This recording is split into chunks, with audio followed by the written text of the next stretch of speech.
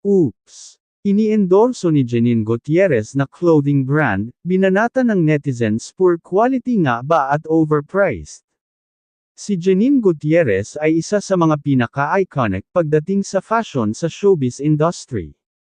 Kilala siya sa kanyang sophisticated style at pagiging endorser ng high-end at local fashion brands. Ngunit, tila hindi naging maganda ang pagtanggap ng netizens sa isang clothing brand na kanyang ini-endorso, matapos itong batikusan dahil umano sa poor quality at sobrang mahal na presyo. Mga reklamo ng netizens, di sulit sa presyo. Sa social media, bamahan ang komento mula sa mga netizens na hindi natuwa sa kalidad ng mga produkto ng nasabing brand.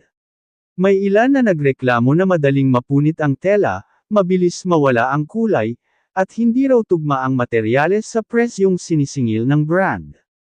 Mas mahigit, ang mahal ng presyo pero parang ukay-ukay lang ang quality. Jusco, isang netizen. Mas mahigit, kahit signature brand pa yan, kung hindi maganda ang tela, hindi worth it ang presyo, isa pang nagkomento. Sa kabila nito, may ilan ding nagdepensa sa brand, sinasabing depende ito sa pag-aalaga ng mga damit at hindi lahat ng produkto ay may ganitong issue.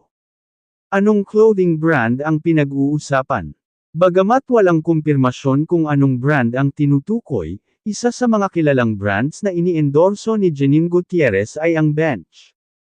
Matatanda ang naging Bench body ambassador si Janine, kung saan lumabas siya sa mga ads at fashion campaigns ng brand.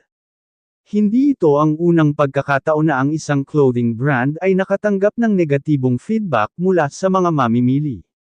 Sa panahon ngayon, mas maingat na ang mga netizens sa pagpili ng fashion items, lalo na kung premium pricing ang pinag-uusapan.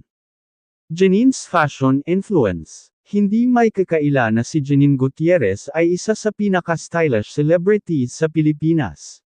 Noong 2024 Venice Film Festival, pinahanga niya ang marami sa kanyang eleganteng outfits mula sa Ino Soto at Vanny Romoff.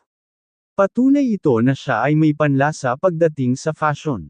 Gayunpaman, kahit isang sikat na personality ang mag-endorso ng isang brand, hindi ito nangangahulugan na magiging perfect agad ito para sa lahat.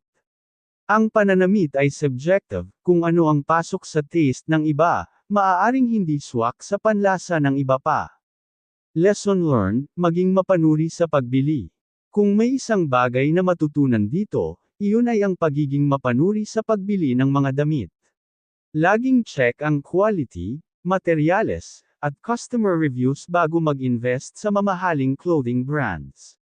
Ano sa tingin nyo? Sulit ba o overpriced lang talaga? Share your thoughts.